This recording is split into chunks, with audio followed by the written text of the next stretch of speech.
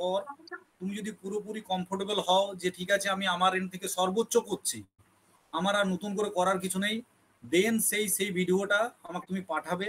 আমি একদম, এগুলো মিনিটস বলা হয়, আমি হয়তো 3 মিনিট 2 সেকেন্ডে কি ভুল হচ্ছে আমি সেকেন্ড মিনিট ধরে লিখে দেবো।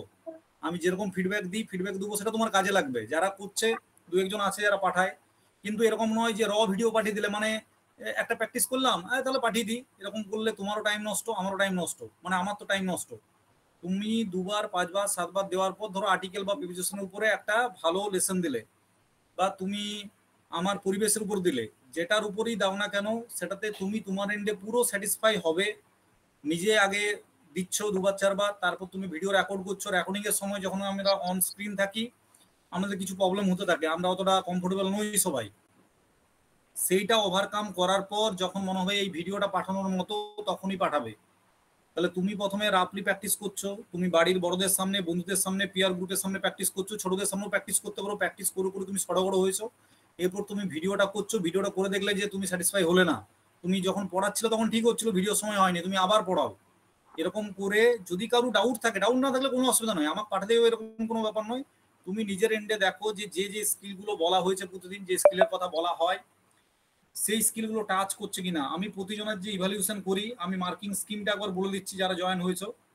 আমি introduction, explanation, stimulus, reinforcement, board work, question, integrated learning, TLM, evaluation আর ক্লোজার, 1 2 3 4 5 6 7 8 9 10টা।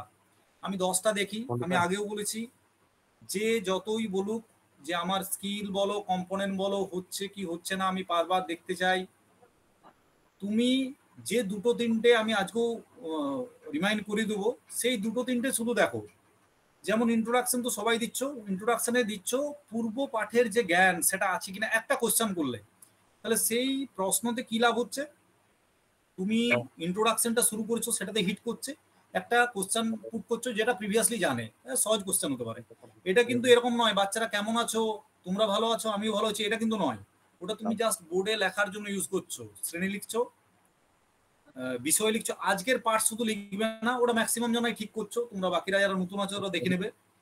বাকি ইন্ট্রোডাকশন, এক্সপ্লেনেশন সবারই ঠিক আছে। যেটা স্টিমুলাসের ক্ষেত্রে একটু অল্প পাইচারি করতে পারলে ভালো হয়। এরপর যেহেতু অনলাইন মোডে দিচ্ছ, তোমরা যখন নিজে পাঠ দিচ্ছ, আগের দিন যে অফলাইন দিচ্ছিল একটি মাত্র ছেলে এই সমস্ত স্কিল প্রায় টাচ করেছে, কিন্তু দুর্ভাগ্যের ব্যাপার মানে মার্কস কমানোর জন্য সে ব্যবস্থা করে রেখেছে, বোর্ড ওয়ার্কে কিছু ভুল ছিল, বানান ভুল কিছু ছিল, নইলে যেটা পড়ানোর যে স্কিল সেগুলো সমস্তই টাচ করেছে এবং ভালোভাবে টাচ করেছে। সেটা ভিডিও আমি করতে পারিনি, অল্প জাস্ট আছে, আমি পাঠিয়ে দেবো একদিন। আচ্ছা, বোর্ড ওয়ার্কের ক্ষেত্রে তোমরা সোজা লিখবে, স্পষ্ট লিখবে, বানান বিধি মেনে চলবে, এমন কোন শব্দ লিখবে না যে শব্দতে তুমি কমফোর্টেবল না। ধরো তুমি, আমি এই যে কথা বলছি, কথা বলতে বলতে এমন একটা শব্দ চলে এলো যে শব্দটা আমার লিখতে গিয়ে অসুবিধা হতে পারে, সেটা আমি লিখবো না। গ, দন্তন্য এবং ল, এটা এখনো 90% লোকজনের ভুল হচ্ছে। গ, দন্তন্য, ল অতি অবশ্যই যেরকম স্ট্রোক দেওয়ার কথা সেই স্ট্রোকে লিখবে। কি স্ট্রোকে হবে তার একটা ভিডিও আমি পাঠিয়ে দেবো, লিঙ্ক ফেসবুক বা ইউটিউবে আমি দেখেছি, লিঙ্ক সেভ করা আছে, সেখানে প্রতিটা স্ট্রোক মানে কটা কোন দিক থেকে শুরু হয়ে কোথায় শেষ হবে সেটা লেখা আছে এবং ঠিকঠাক ভাবে। আচ্ছা, বোর্ড ওয়ার্কের জন্য যেটা দরকার সেটা তো হচ্ছে বোর্ড ওয়ার্কের পর যেটা বাচ্চারা ফিডব্যাক দিচ্ছে, মানে তুমি একাঙ্ক নাটকের মতো যেটা উত্তর নিলে, সেই উত্তরটা নেওয়ার পর তুমি সঙ্গে সঙ্গে বোর্ডে লিখছো, বোর্ডে লেখার পর সেটাকে হাইলাইট করছো। তাহলে মাথায় কি রাখলে তোমার অটোমেটিক ইন্ট্রোডাকশন হচ্ছে, তুমি পূর্ব পাঠের জ্ঞানটুকু শুধু মনে রাখলে একটা কথা, তাহলে তোমার হিট করে যাবে, পূর্ব পাঠ করলেই তোমার কোশ্চেন হিট করছে। এক্সপ্লেনেশন অটোমেটিক হবে, জোর দেবে না কম্পোনেন্টের উপরে।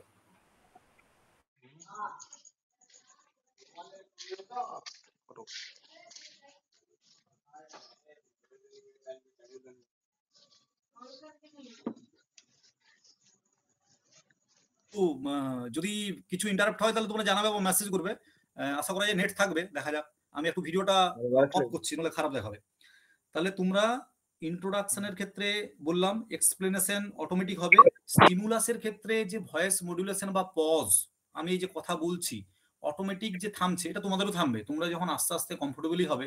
তোমরা এখন যখন বন্ধুদের সাথে, বাড়ির লোকের সাথে কথা বলবে, একটু মাথায় রাখো যে তোমরা যখন বাড়িতে বলছো খেতে দাও, তুমি জোরে বলছো, খেতে দেওয়ার পর কোনো জিনিস ভালো লাগলো বা এটা ভালো রান্না হয়েছে, তুমি এই কথা কিন্তু বলছো, কিন্তু তুমি আবার এরকম বলবো না বা বাবা এটা তো দারুণ হয়েছে রান্না, এরকম বলার কোনো দরকার নেই। তুমি স্টিমুলাসটা একটু ফোকাস রাখো, অটোমেটিক হবে। ভয়েস মডুলেশন আমাদের হয়, যারা অ্যাজ ইউজুয়াল কথাবার্তা বলি, দুই একজন বাদ দিয়ে তাদের অফলাইন কি অনলাইন প্রচুর সমস্যা আছে, তাদের কথা বললে প্যানিক হচ্ছে, হাত পা কাঁপছে, এরকমও আমরা দেখছি। তাদেরকে কিন্তু বেস ডেমোটা বারবার বলছি প্র্যাকটিস করো। সে কথাবার্তা একজন আছে খুবই ভালো বলছে, মানে কথাবার্তা মার্কস, ইন্টারভিউ মার্কস খুবই ভালো, কিন্তু ডেমো কোনো অবস্থায় দিতে পারছে না। মানে ইউজুয়ালি যে কথাটা এরকম নর্মাল লোকের সাথে গল্প করছে, কিন্তু যখন পড়াতে বলা হচ্ছে সেই জিনিসটাতে ঢোক গিলছে, একটু অসুবিধা হচ্ছে, এটা তোমাদেরকে ওভারকাম করতে হচ্ছে। 3 নম্বর হচ্ছে বোর্ড ওয়ার্কের ক্ষেত্রে হাইলাইটস বলেছি, মাথায় রাখতে হচ্ছে শুধু হাইলাইটসটা। বাকি কোশ্চেনারিজ এর ক্ষেত্রে তুমি জ্ঞান এবং ইংলিশ এই দুটো তোমাকে কিন্তু ভরপাই করবে ইন্টিগ্রেটেড লার্নিং থেকে, বাকি অন্য কিছু মাথা ঘামাবে না। আমি বাংলা পড়াতে পড়াতে তুমি ধরো পাতে গাছ বসাবো পড়াচ্ছি, সেখানে গাছ বলতে বলতে আমরা তো জীবন বিজ্ঞান বা বিজ্ঞানের অনেক জিনিস বলতে পারি, কিন্তু ইন্টিগ্রেটেড লার্নিং এর ক্ষেত্রে সহজে ওনারা যেটা বুঝবেন, মানে যেটাতে তোমার বোঝানোর সুবিধা হবে, সেটা ম্যাথ এবং ইংলিশকে আমি কম্বাইন করছি। যদি ম্যাথ বা ইংলিশ আমার টপিকস থাকে, তাহলে আমরা ইংলিশ থাকলে ম্যাথের দিকে যাব, এই ডিজিটে কনভার্ট করব, এটা তো সহজ বুঝতে পারবে। আচ্ছা, ইভ্যালুয়েশনের ক্ষেত্রে তুমি যে প্রশ্ন করছো 3 মিনিট 30 সেকেন্ড অব্দি 3.5 মিনিটের মধ্যে কমপ্লিট করতে বলেছি, মানে সমস্ত স্কিল টাচ করবে কিন্তু থামবে না, তুমি রাখবে 4 মিনিট 5 মিনিট অব্দি রাখলেই যথেষ্ট। 5 মিনিট পর যদি ওনারা থামতে না বলেন, তুমি অবশ্যই বলবে যে আজকে তাহলে আমরা এক অঙ্কের যোগের ধারণা জানলাম, পরের দিন আমরা এই সম্পর্কিত আরো অঙ্ক আমরা জানবো যেগুলো বাস্তব অভিজ্ঞতা সম্পর্কিত, এছাড়াও 2 অঙ্কের যোগের আমরা ধারণা জানবো পরের দিন। দিয়ে তুমি ক্লোজ করছো, তুমি ভয়েস মডুলেশনটা চেঞ্জ করে এটা বলছো যখন তুমি ক্লোজ করছো, তার আগে কিন্তু তুমি ইভ্যালুয়েশন করবে, ওনারা যদি ইভ্যালুয়েশন করতে দেন। আর রিপিটেশন হচ্ছে বাচ্চাদের পক্ষে মোস্ট অ্যাপ্রোপ্রিয়েট। তুমি একবার যোগ শিখিয়েছো, এককের ঘর থেকে দশকের ঘরে ট্রান্সফার হয়েছে, তুমি এরকম একটা যোগ শেখানোর পর সিমিলার টাইপ একটা যোগ দিলে যেরকম একই রকমই হয়, তারপর হয়তো তার থেকে একটু হার্ড টাইপ যেটা তুমি করতে দিলে। বারবার বলছি, ডেমোতে যেরকম তুমি বাচ্চাদেরকে পড়াচ্ছ সেটা এরকম দেখাচ্ছ, অ্যাজ ওয়েল অ্যাজ তোমার যে সাবজেক্টে যে নলেজ আছে, আমি বারবার বলি সেই সাবজেক্টে তুমি ডেমো অ্যাটেম্প করবে যে সাবজেক্টে তোমার গ্রাজুয়েশন বা মাস্টার্স আছে। আমরা ধরে রাখি যে তাদের যে সাবজেক্টের নলেজ সেটাতে বেশি আছে, তার কারণ তুমি কথা বলতে গেলে অটোমেটিক তোমরা যখন ভালো পড়াচ্ছ, ভালো যখন পড়াবে তোমরা দেখবে এমন অনেক শব্দ আছে যে শব্দ হয়তো পুরোপুরি বাচ্চারা না বুঝলেও ওর সাথে সম্পর্কিত, কিন্তু যারা আমার সামনে থাকবেন, ইন্টারভিউ যারা নিচ্ছেন, তারা বুঝবেন যে হ্যাঁ এ জানে।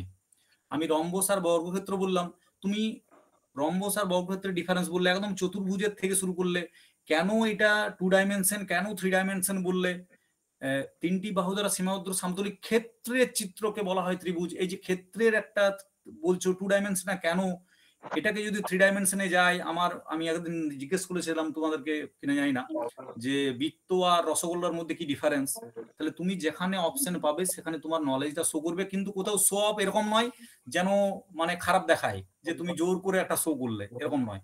ডেমো মানে অতি অবশ্যই শো অফ করছো, কিন্তু সেটা মার্জিত এবং শিক্ষক সুলভ। এমন অনেক কিছু স্কিল আছে যে স্কিলগুলো সবার জন্য যাবে না, মানে সমস্ত লেসনের জন্য না গেলে কোনো অসুবিধা নেই। আমি 10টা স্কিলের ইভ্যালুয়েশন করছি, তোমাদেরকে মার্ক স্কিম আমি 3টে করে দাগ দেওয়া থাকে।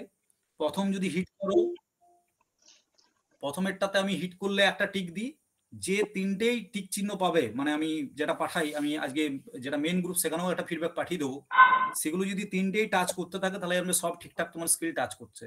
হতে পারে তোমার যে পড়ানোটাতে সেখানে কোনো একটা স্কিল কম দরকার, এটা কোনো ম্যাটার করে না, 7টা বা 8টা স্কিল যদি ভালো করে দুটো হিট খায় তাহলে আমার ভালো হচ্ছে, তুমি নিজেই বুঝবে। আরেকটা কথা প্রতিদিনই বলি, আজও বলছি, সেটা হচ্ছে যাই পড়াও না কেন, তোমার এই পড়ানোটা কানে আরাম হতে হবে। মানে স্টেজে যে গান বাজলে আগে গানে শুনতে ভালো হয়, তারপরে তাল টাল কোন ছন্দে গাইছে, মিক্স আপ হচ্ছে কিনা, তালে কাটছে কিনা, এগুলো পরের ব্যাপার, কিন্তু কানে শ্রুতি মধুর হতে হবে। আমি এমন কোনো শব্দ এমন কোনো ভাবে স্ট্রোক করে বলছি না যে আমার প্রক্ষেপণ, আমার যে শব্দের যে স্ট্রোক সেইটা বা বর্ণের স্ট্রোক সেটা যেন একদমই কানে প্লিজেন্ট থাকে, আরাম পাওয়া যায়। ঠিক আছে, এগুলো হচ্ছে মোরলেস ডেমোর উপর। আমি ইন্টারভিউ ধরতে ধরতে আরো গ্রুপে দেওয়া আছে, আরো সাম আপ করে করে যাবো। এখন শিডিউল ওয়াইজ কার আছে প্রথম, একটু রেজ করো হাত, দেখবো লিস্ট দেখবো।